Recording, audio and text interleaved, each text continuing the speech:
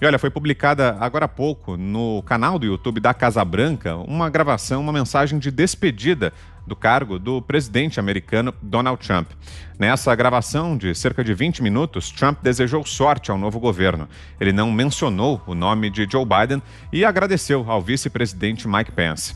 Os dois se distanciaram após o episódio da invasão ao Capitólio.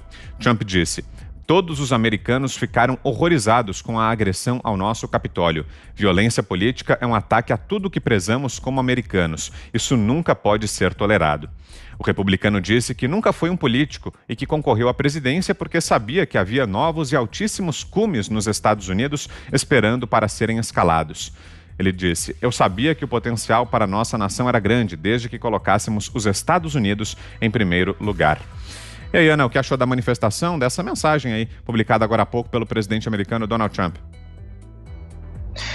Vitor, gostei bastante do vídeo, um vídeo muito presidenciável, de um chefe de Estado de respeito. O fato é, Vitor, é que Donald Trump chegou como um outsider no Capitólio e ali na Casa Branca e sacudiu Washington, né? Ele colocou vários guizos no mundo, como a gente vem falando, mas também dentro do Partido Democrata, dentro do próprio Partido Republicano.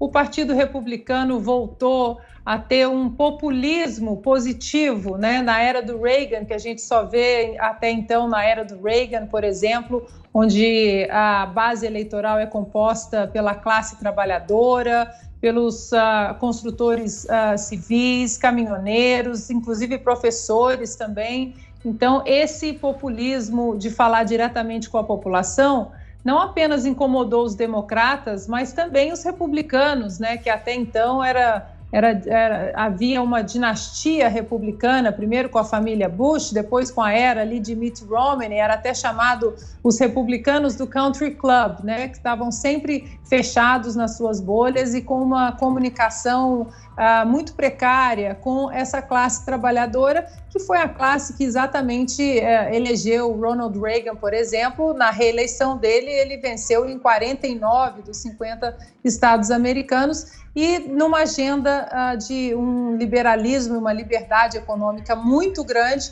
que Donald Trump seguiu. Tanto é que ele, antes da pandemia do vírus chinês, ele estava com números aí, números históricos, desemprego, os números mais baixos desde 1959, para negros e latinos, os números mais baixos da história. Hoje a gente vê que Biden ele vai com uma agenda totalmente contrária, não apenas nas pautas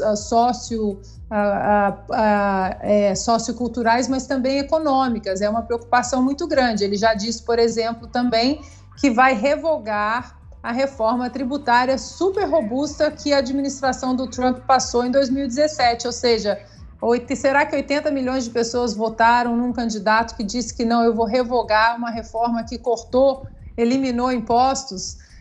Ontem, Donald Trump ele levantou algumas sanções, algumas restrições em relação a viagens, né, dentro dessa pandemia, abriu a fronteira para alguns países, e aí hoje Joe Biden, a administração dele já disse que vai voltar com essas sanções e essas restrições. Lembrando, Vitor, que em janeiro de 2020, assim que o coronavírus ficou muito conhecido vindo da China, o Trump fechou as fronteiras ali, os voos vindos da China, e foi taxado, né, de racista, de xenófobo e tudo mais. E agora a administração aí para entrar a partir de amanhã já disse que vai impor sanções e restrições a vários países por causa do vírus também.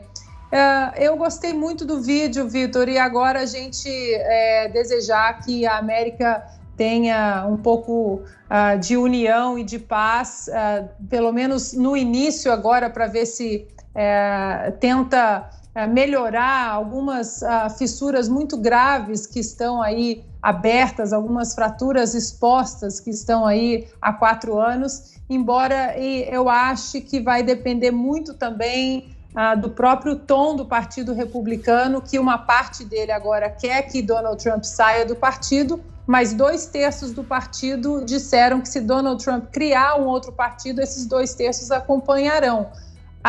Uma última notícia também em relação a isso, Vitor, é que essa semana, ontem, saiu uma pesquisa da aprovação de Donald Trump entre os republicanos depois do evento do Capitólio, no dia 6 de janeiro, e essa aprovação continua no mesmo patamar de quase 90% de antes da eleição, sem mexer nenhum ponteiro.